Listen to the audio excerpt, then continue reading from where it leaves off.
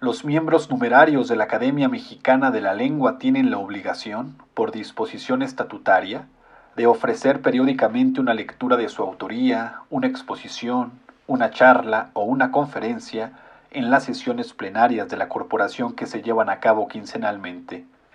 Dichas lecturas dejaron de ser privadas y adquirieron un carácter público, con el propósito de cumplir de mejor manera su función de difundir el conocimiento, no nada más de carácter lingüístico, sino de la cultura en beneficio de la sociedad. La Academia Mexicana de la Lengua es una entidad plural integrada no solo por escritores, lingüistas o filólogos, sino también por filósofos, historiadores, abogados, científicos, médicos, arqueólogos, artistas, etc. En ella convergen diversos pensamientos, ideas, visiones del mundo y posiciones políticas, de manera tal que la Academia es una corporación garante de la pluralidad y de la libertad de expresión. Sobra decir que la responsabilidad de las presentaciones y de las conferencias que cada uno de los académicos presente en esta sucesión de programas tiene un carácter individual, que no necesariamente refleja la posición de la Academia, apolítica por definición.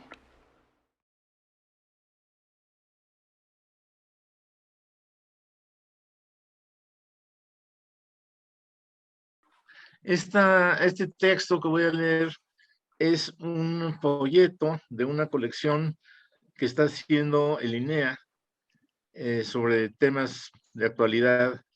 Lo que me pidieron a mí que escribiera era algo sobre la cuestión de las migraciones y está dirigido a un público muy joven, idealmente secundaria y preparatoria, mm, lo cual quiere decir que está al alcance en general de los mexicanos en este país.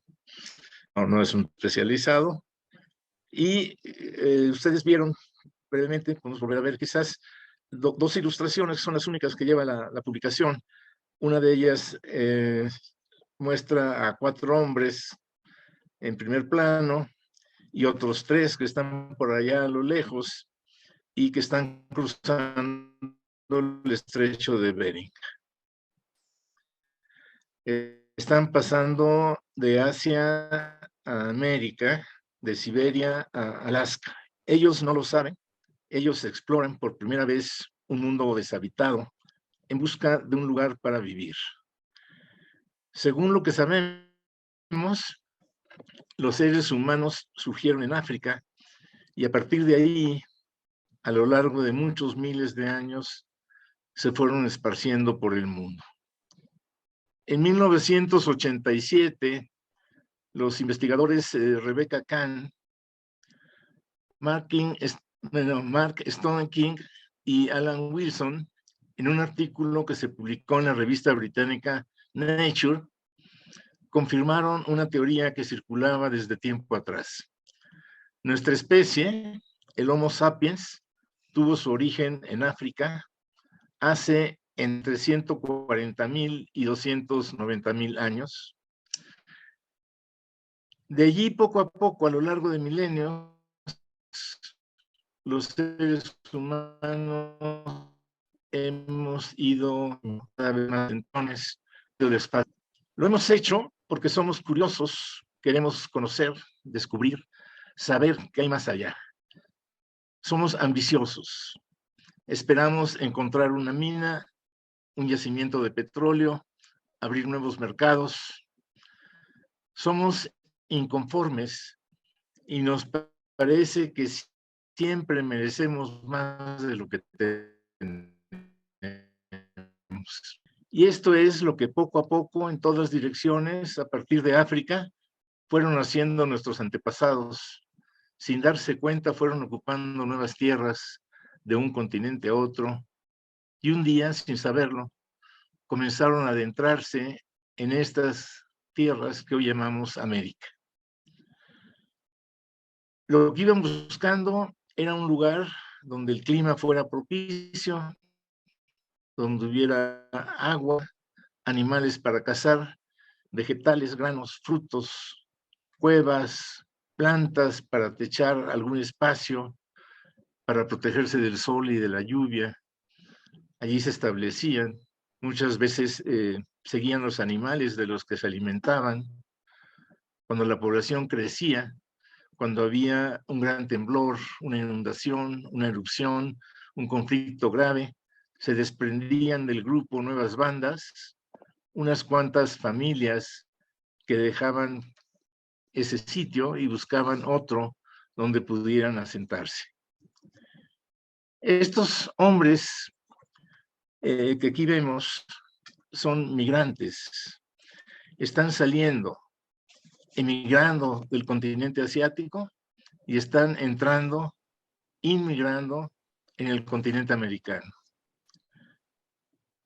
El mural donde Iker Larrauri pintó a estos remotísimos antepasados nuestros en 1964 está en la Sala del Poblamiento de América del Museo Nacional de Antropología e Historia en la Ciudad de México.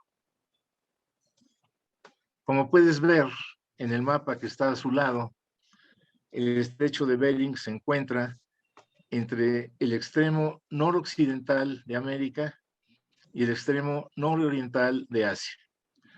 Comunica el mar de Chukotka al norte con el mar de Bering al sur. Su anchura es de casi 83 kilómetros. Hoy en día es imposible recorrerlo a pie, pero en el Pleistoceno, una de las etapas en que se divide la prehistoria, ocurrió una de las glaciaciones que la Tierra ha vivido. La temperatura del planeta bajó en tal forma que los casquetes de hielo que cubren los polos crecieron enormemente. Esas capas heladas se formaron con el agua de los océanos, el nivel del mar bajó y dejó al descubierto grandes extensiones de tierra que los seres humanos pudieron recorrer a pie. Un día, los Homo sapiens comenzaron a preguntarse sobre el origen del mundo, el misterio de la muerte, la vida sobrenatural. Crearon dioses, mitos y leyendas para explicarse todo eso. Conquistaron, aprendieron a leer los movimientos de los astros, comenzaron a conocer las virtudes de las tierras, las aguas, las hierbas, a cultivar algunas plantas y a domesticar ciertos animales. Nacieron la agricultura y la ganadería. En madera, hueso, piedra, barro, comenzaron a tallar armas, instrumentos para escarbar y cortar, vasijas, cuencos, canastos. Se fueron haciendo sedentarios, nacieron las ciudades. Ya no fue tan fácil cambiar de lugar. Construyeron sistemas de riego, habitaciones de barro, madera, piedra, templos para los dioses y los sacerdotes, palacios para los gobernantes y los encumbrados, los dueños del comercio y de las tierras.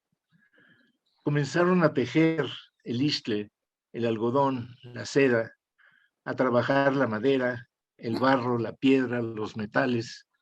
Nació el hechizo de las perlas, las piedras preciosas, las plumas, las garras y las pieles, la plata y el oro.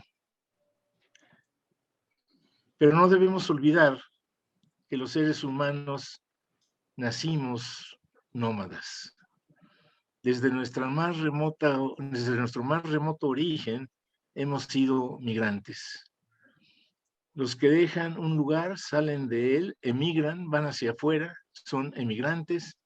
Los que llegan a un lugar, entran en él, inmigran, van hacia adentro, son inmigrantes.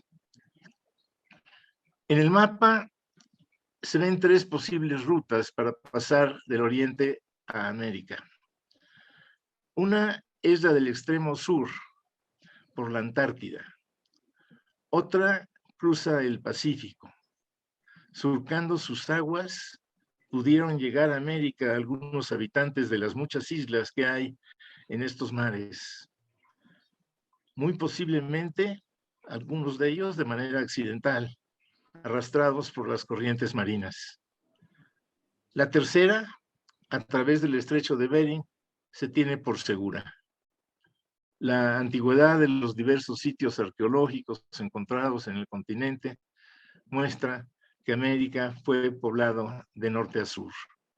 Siempre que vean un cocodrilo en la calle, decía de pronto el abuelo, casi gritando porque era medio sordo, lo que tienen que hacer es calmar la temblorina y salir disparados, pero jamás en línea recta, porque levantan la cola, se alzan en las patas y son tan veloces como la fregada. Y no se rían, porque a mí ya me pasó 2 veces. Una en Mazatlán, en el malecón, cuando estábamos, había muchísima gente viendo cómo se ponía el sol, y la otra en el Zócalo, en la Ciudad de México, cuando estaba bajándome en un taxi frente a Catedral. Si llueve, hay que tener cuidado. Los cocodrilos se esconden en los charcos.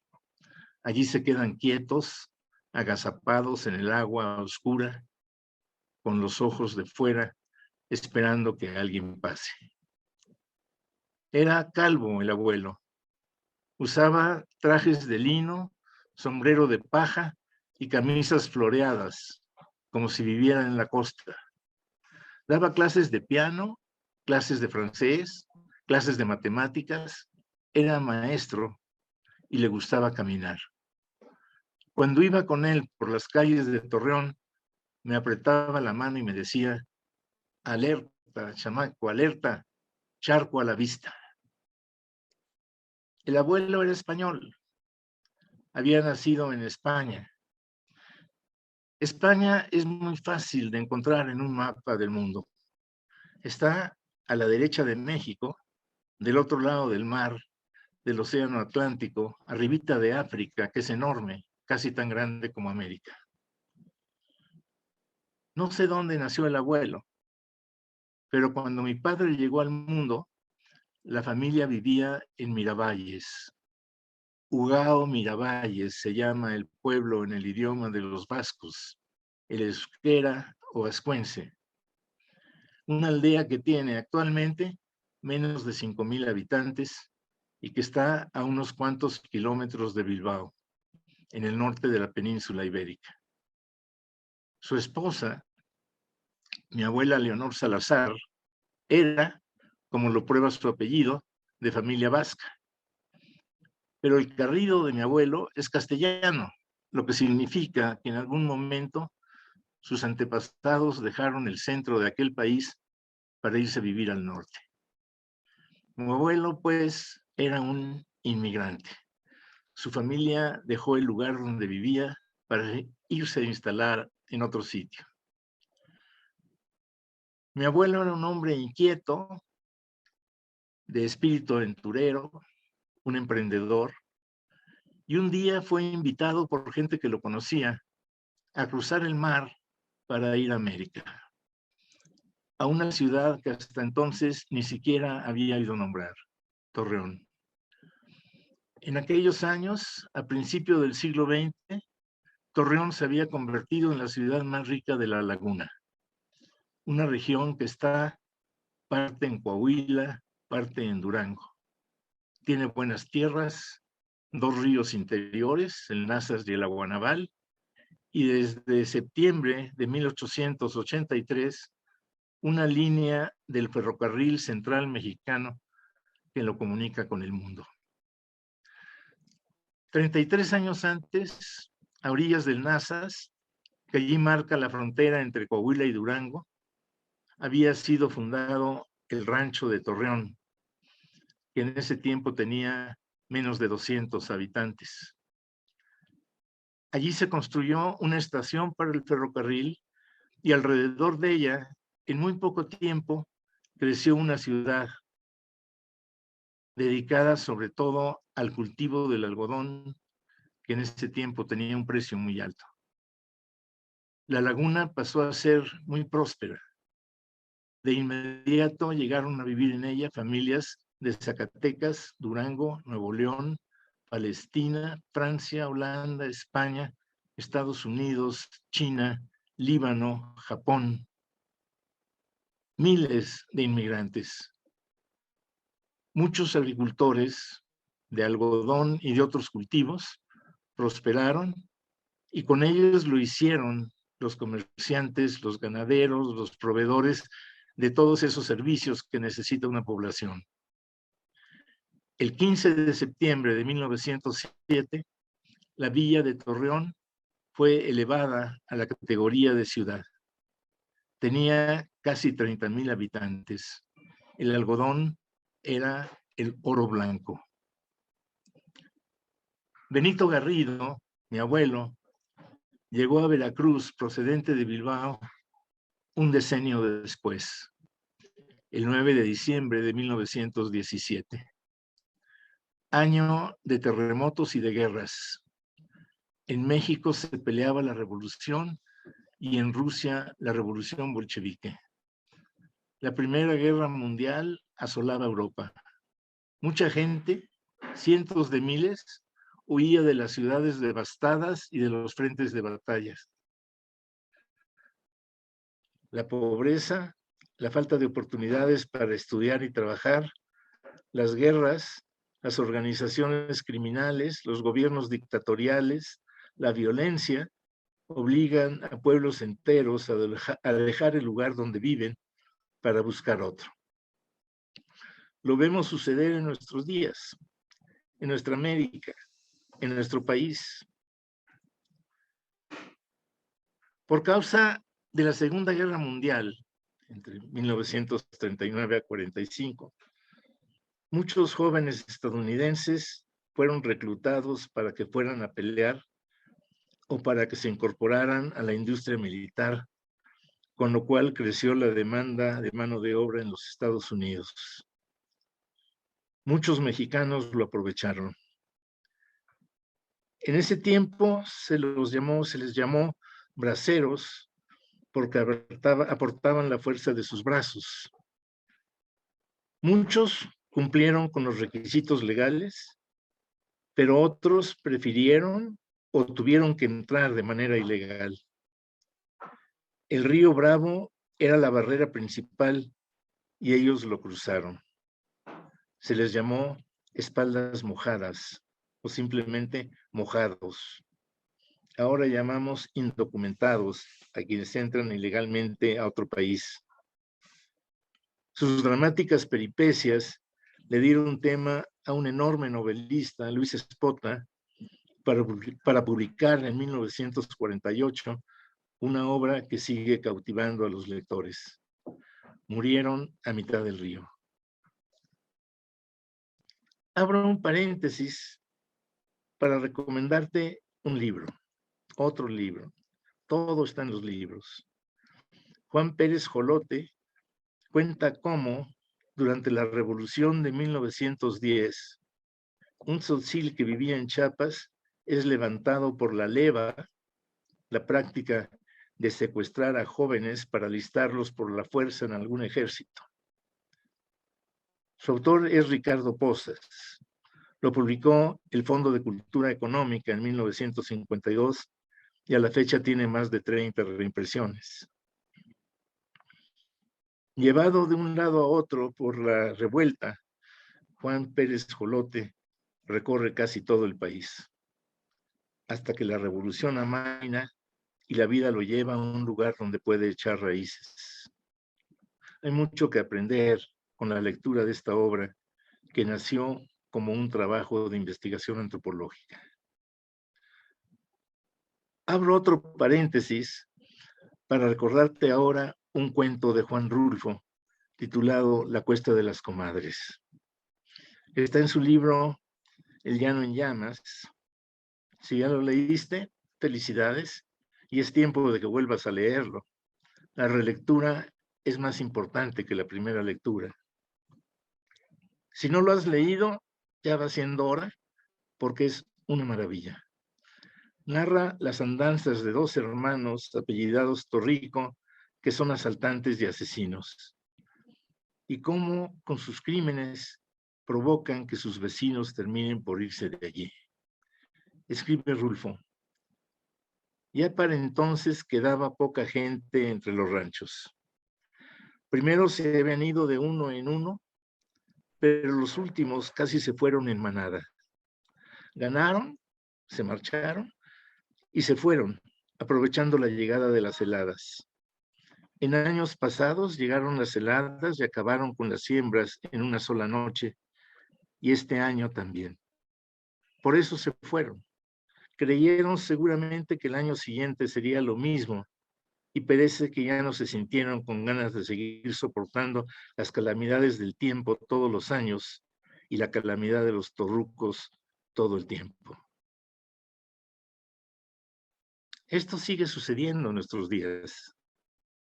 En ocasiones, la violencia ha provocado en las sierras de Michoacán, Guerrero, Oaxaca, en otros sitios igualmente apartados, que los pobladores de algunas comunidades muy pequeñas, donde no hay quien se encargue de mantener el orden, tomen sus animalitos y sus muy escasas pertenencias y busquen acercarse a poblaciones mayores. Son desplazados que se ven obligados a emigrar.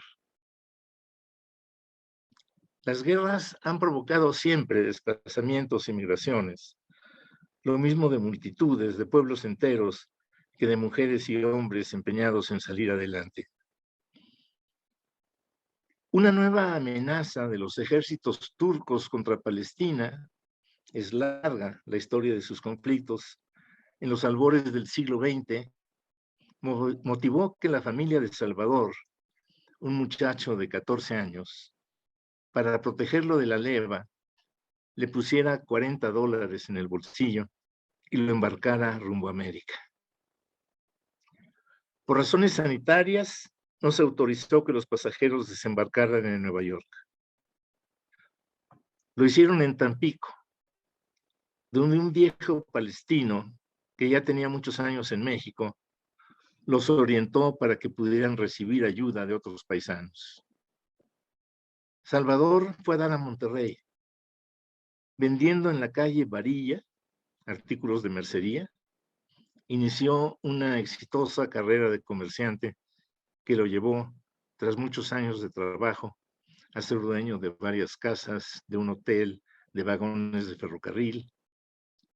Años antes, en un viaje de trabajo, una noche de lluvia llegó a una posada en Durango, medio destartalada.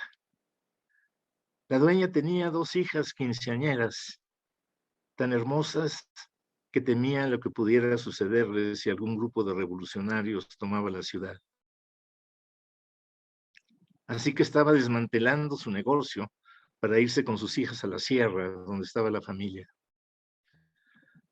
Salvador estaba cansado y no le importó que ya no hubiera roperos ni sillas. Al día siguiente, para peinarse, aprovechó su reflejo en una ventana a la que se acercó en el momento en que cruzaba el patio Sara, una de las muchachas. Le bastó verla para quedar prendado. No voy a contar los detalles, el asunto terminó en boda. Sara y Salvador se establecieron en Durango, tuvieron 7 hijos, la menor de ellos, doña Sonia, mi esposa, y pasaron luego a Torreón. Patricia, una chilanga encantadora, activa, desenvuelta, experta en computación y en gestiones culturales, tropezó en internet con Steve, que vivía en alguna ciudad del centro de los Estados Unidos, dedicado al psicoanálisis, a escribir cuentos para niños y libros de orientación espiritual. Los correos fueron y vinieron, las llamadas se hicieron cada vez más frecuentes, el Zoom, el WhatsApp, el Facebook colaboraron.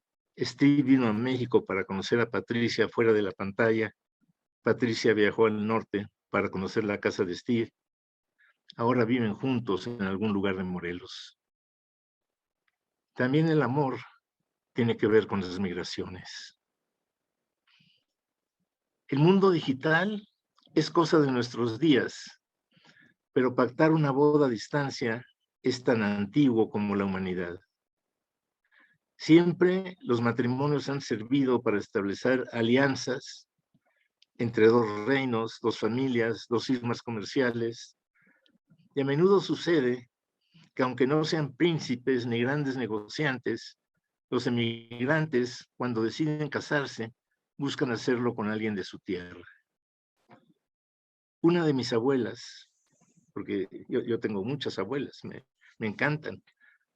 Conforme acumulan años van siendo más sabias, más curiosas, más divertidas. Una de mis abuelas, pues, conoció a su futuro marido por correo.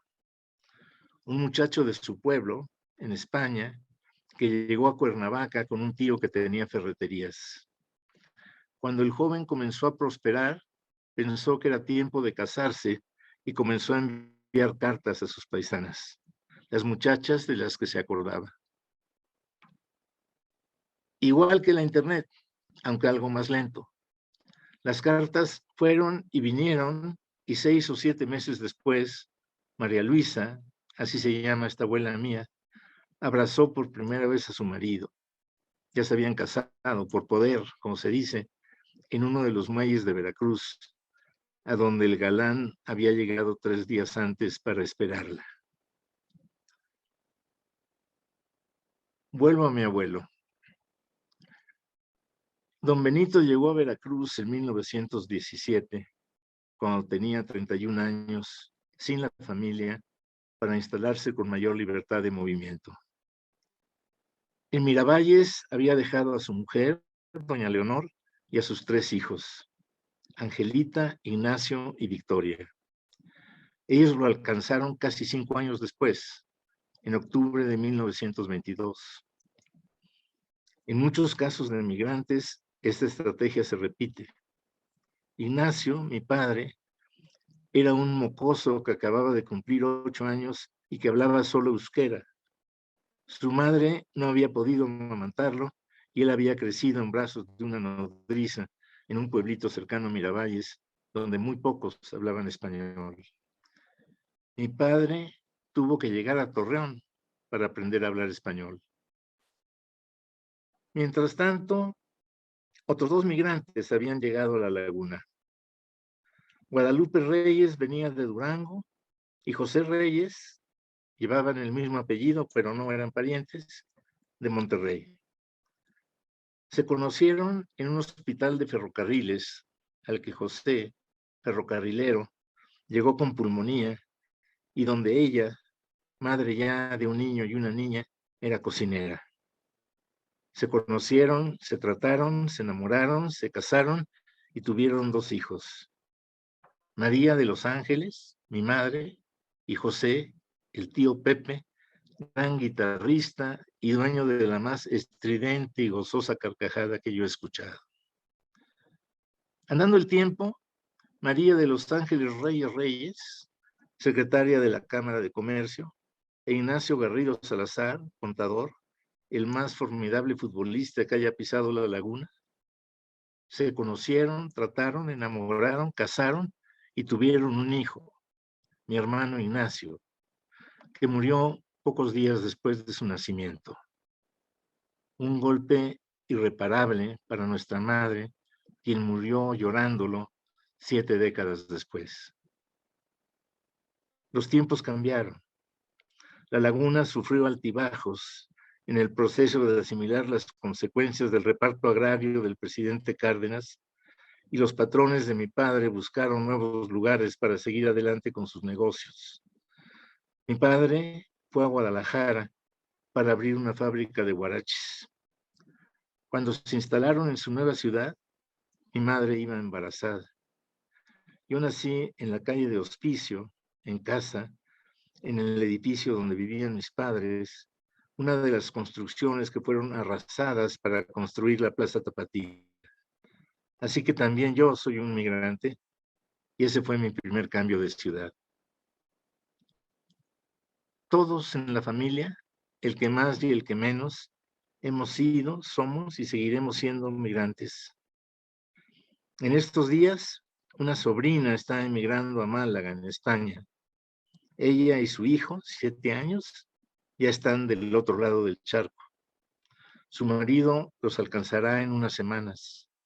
Se quedó en Querétaro, donde vivían, para vender la casa, el automóvil, algunos muebles. Tengo 2 hermanas que viven con sus familias en Canadá. La mayor, María de Los Ángeles, estudió medicina en la UNAM y fue a Canadá para hacer un posgrado. Pero allá tropezó con un paraguayo tan brillante como ella y luego lo de siempre. La otra, Esperanza, fue enviada por la UNAM con marido y 3 hijos, en ese tiempo chiquillos, para abrir en Ottawa una escuela de extensión académica que dirigió durante sus primeros 18 años.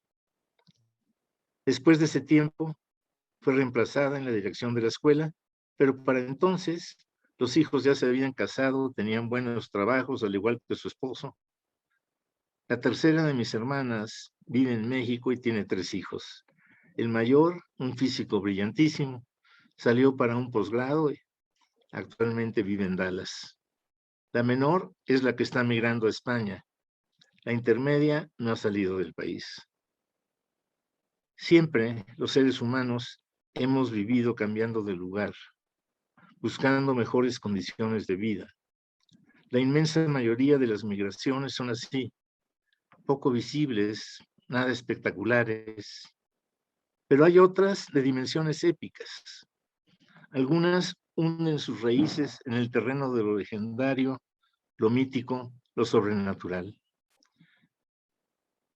Enrique Trujillo González cuenta en su libro San Gabriel y sus historias a través del tiempo que en 1574 un gran temblor y después la pestilencia grande del año siguiente y la gran erupción del volcán de Colima en 1576 acabaron con el pueblo de Amula en la sierra de Jalisco. En pequeños grupos, los supervivientes se dispersaron, emprendieron un éxodo que podemos imaginar si recordamos a los peregrinos de Talpa, a los desplazados por los Torrico en la Cuesta de las Comadres. Tomaron con ellos lo poco que les había quedado y partieron con los tercios a la espalda en busca de un lugar donde fundar otro pueblo. Uno de esos grupos llevaba la imagen del Señor de Amula, un Cristo milagroso que desde mucho antes se veneraba en el pueblo. Un día, allí donde se cruzan los caminos de Amula a Jiquilpan y de Tuscacuesco a Sayula, se detuvieron a descansar y colocaron la imagen a la sombra de un mezquite. La mañana siguiente, cuando quisieron reanudar el camino, no pudieron moverla. Entonces deliberaron y decidieron quedarse en el sitio.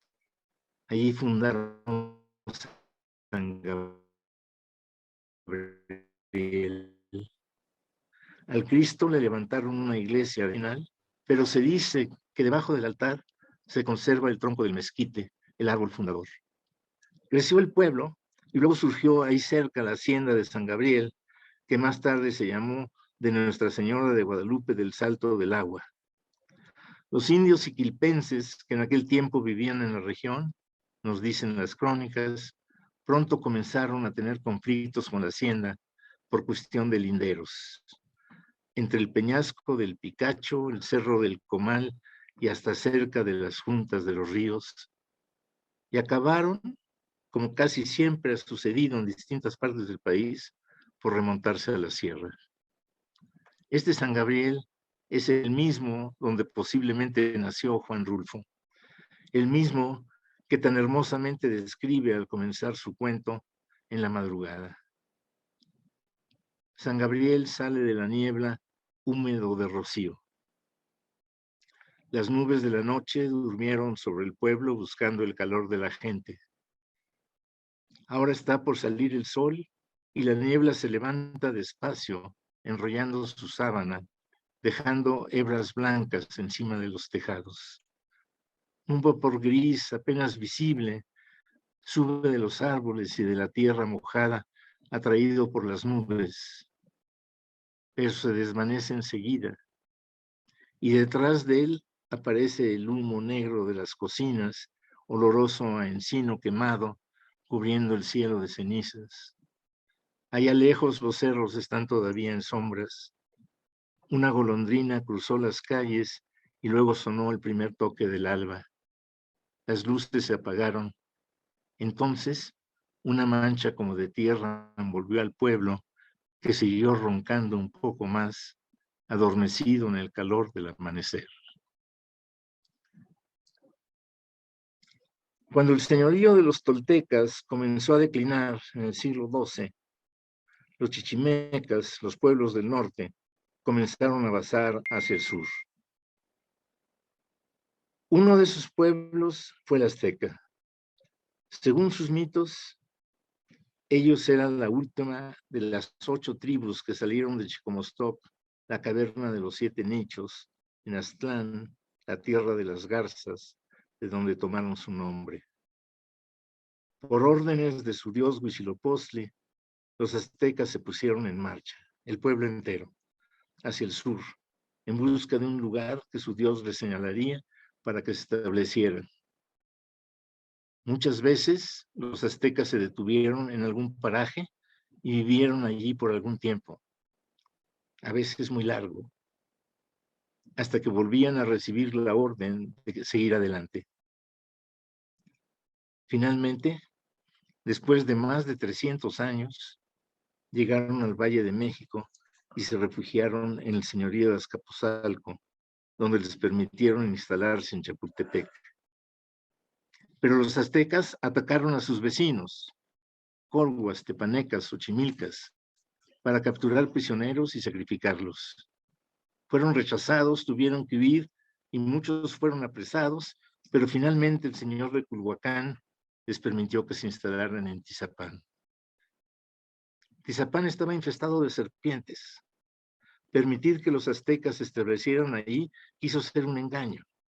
La intención era que las víboras acabaran con ellos. Pero Huitzilopochtli les enseñó cómo cazarlas y acabaron comiéndoselas. Los aztecas le solicitaron al señor de Culhuacán que les entregara a su hija para convertirla en diosa. Lo que hicieron, por órdenes de su dios, fue sacrificar a la doncella y quitarle la piel. Con su piel y su ropa se vistió el sacerdote que recibió al padre de la muchacha cuando llegó con los aztecas. Enfurecido, el señor de Culhuacán ordenó a sus guerreros que acabaran con los aztecas. El pueblo de Huitzilopochtli huyó hacia Iztapalapa y se asentó en un islote. Según la leyenda, allí encontró la señal prometida y en 1325 fundó México Tenochtitlán. Un siglo después, Europa inició su expansión sobre África, Asia y posteriormente América. Algunas ciudades de Italia, en especial Génova y Venecia, herederas de la tradición náutica del Mediterráneo, controlaban el comercio con el Oriente, de donde venían especies, clavo, pimienta, canela, entre otras, que hacían falta para conservar y preparar los alimentos, y otros productos muy bien cotizados, como la seda y los metales preciosos. Sus exploraciones fueron posibles porque en ese tiempo los europeos ya tenían brújulas y astrolabios y habían desarrollado tablas astronómicas que les permitían orientarse en cualquier sitio, incluso en los desiertos y en alta mar. En 1095, el Papa Urbano II incitó a la nobleza europea a que invadiera y conquistara Tierra Santa, que estaba en manos de musulmanes, para devolverla a la cristiandad. Pedro el Ermitaño, un monje menesteroso, atendió a su llamado y organizó la primera cruzada, que fracasó en forma estrepitosa. La última, la octava, fue armada en 1291. En esos 300 años de luchas hubo algunas victorias de los cristianos, pero el fracaso de la empresa en lo militar y en lo político fue rotundo. No así en lo comercial. Las cruzadas le permitieron a la nobleza europea establecer centros comerciales en las costas del Mediterráneo y el Mar Negro y apoderarse de dominios coloniales en África y en Asia. En esos mismos siglos, entre el 12 y el 14, Gengis Khan, el conquistador mongol, extendió en Asia su vastísimo imperio, lo que permitió que algunos europeos lo recorrieran de un lado a otro, abrieran nuevas rutas comerciales y aprovecharan los avances tecnológicos del Oriente. En 1254, Mateo y Nicolás Polo, mercaderes venecianos, abrieron en el imperio mogol nuevas rutas comerciales. Al llegar a Catay, como ellos llamaron a China, fueron recibidos por el gran Khan Kublai. Tiempo después, Nicolás regresó acompañado por su hijo Marco, un muchacho de 15 años que le cayó tan bien al Khan que lo hizo formar parte de su corte, donde permaneció a su servicio 23 años. Esta vez, los Polos regresaron a Venecia con algunas novedades. Lo más importante es que Marco Polo, con la ayuda del escritor Rustichello de Pisa, escribió El Millón, un libro que relata su viaje que incendió la imaginación de futuros viajeros. Colón tenía un ejemplar que había cuidadosamente anotado.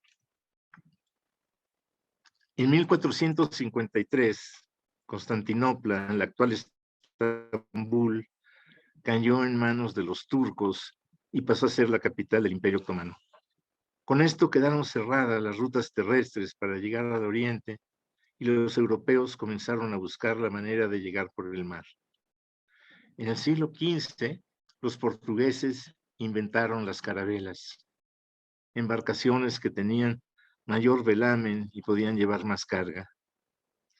Un hijo del rey Juan I, Enrique el Navegante, se rodeó de marinos, astrónomos y hombres de ciencia y emprendió la exploración de las costas de África. En 1442, el Papa Nicolás V había autorizado al rey de Portugal que esclavizara a los infieles, todos quienes no fueran católicos. Con esto comenzó el bestial tráfico de esclavos que se calcula entre los siglos XV y XIX costó la libertad y la vida a unos 30 millones de africanos.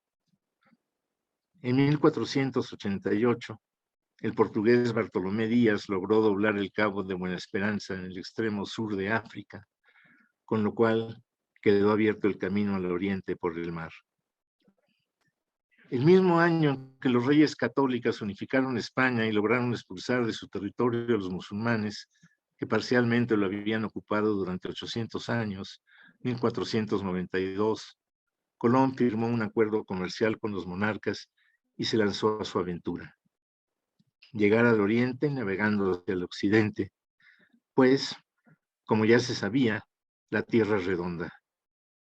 Tocó tierra el 12 de octubre y nunca supo que no había llegado a China, sino a un continente que los europeos no conocían.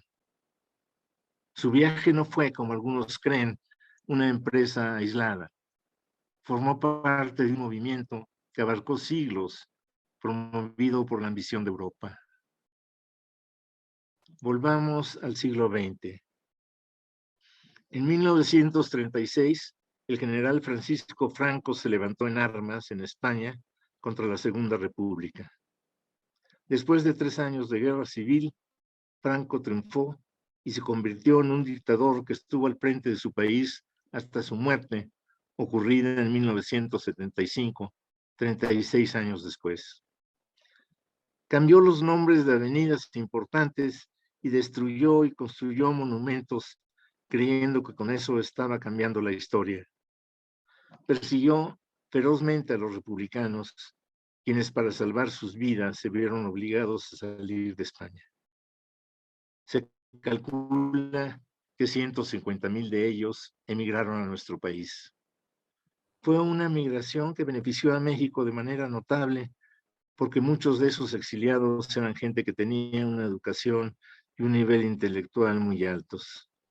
Llegaron médicos, ingenieros, filósofos, poetas, abogados, narradores, economistas, gente de cine y de teatro, pintores, editores, periodistas. Los refugiados fundaron revistas y editoriales, abrieron escuelas, fortalecieron la universidad, ayudaron a crear tanto la Casa de España en México, que actualmente es el Colegio de México, como el Fondo de Cultura. Muchos años fue una de las editoriales importantes en el mundo. En el primer tercio del siglo XX, México recibió refugiados que venían huyendo de la región. El más célebre de todos, León Trotsky. Entre 1938 y 1940 llegaron más de 700,000 inmigrantes judíos, alemanes e italianos que huían de las dictaduras fascistas en Alemania e Italia. En 1954 fueron guatemaltecos que huían de su guerra civil y estadounidenses perseguidos por el macartismo. Entre 1970 y 1990, México recibió a miles de argentinos, chilenos, peruanos, colombianos, guatemaltecos, salvadoreños, nicaragüenses, perseguidos en sus países. En los 80s y los 90s fueron cubanos, coreanos, rusos y ciudadanos de las exrepúblicas soviéticas. Los mexicanos habíamos salido antes, durante la Revolución, y buscamos refugio, sobre todo en España y en los Estados Unidos. Las personas que viven fuera del lugar donde nacieron son hoy más numerosas que nunca. Según el informe sobre las migraciones en el mundo 2020 de la Organización Nacional para las Migraciones, en junio de 2019 había casi 272 millones, 51 más que en 2010. 2/3 partes habían emigrado por razones de trabajo. Casi la mitad, 48%, eran mujeres y había 38 millones de niños. De acuerdo con el Alto Comisionado de las Naciones Unidas para los Refugiados, a finales de 2019 había 79,5 millones de personas desalojadas por la fuerza.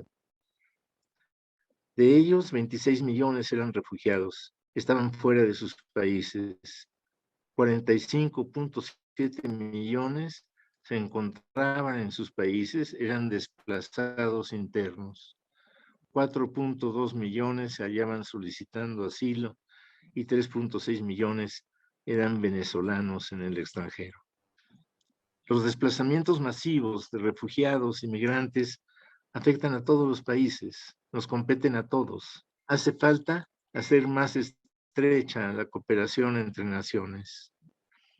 El 16 de septiembre de 2016, la Asamblea General de la ONU acogió la cumbre de la ONU sobre los refugiados y los migrantes en busca de que este problema sea tratado de manera humanitaria y coordinada. En su esfuerzo por llegar a los Estados Unidos, miles de inmigrantes con situación ilegal exponen sus vidas al intentar cruzar sin papeles el territorio mexicano. De cada 1,000 inmigrantes ilegales que cruzan por la frontera mexicano-estadounidense, según el Instituto Nacional de Inmigración, 400 no son mexicanos. México ha establecido políticas de repatriación para los inmigrantes, así como la deportación obligatoria de quienes cruzan ilegalmente por el terreno nacional. El crimen organizado no solo integra a sus hechos delictivos a ciudadanos mexicanos, también hay un número considerable de extranjeros que han sido reclutados de manera voluntaria o obligatoria por su ingreso ilegal al país. Dejar la tierra donde nacemos es una aventura. Muchos, como ya dije, lo hacen porque no tienen más remedio. Se trata de salvar la vida, de ser fieles a sus convicciones, de un enorme sacrificio. Otros lo hacen porque en ellos alienta el espíritu de descubrir lo que hay más allá de las montañas que vemos, porque persiguen un sueño. Los migrantes van por la vida y a su paso van dejando huellas, aunque no se lo propongan. Así lo hizo mi abuelo, y voy a contarlo, porque quiero terminar con él como empecé.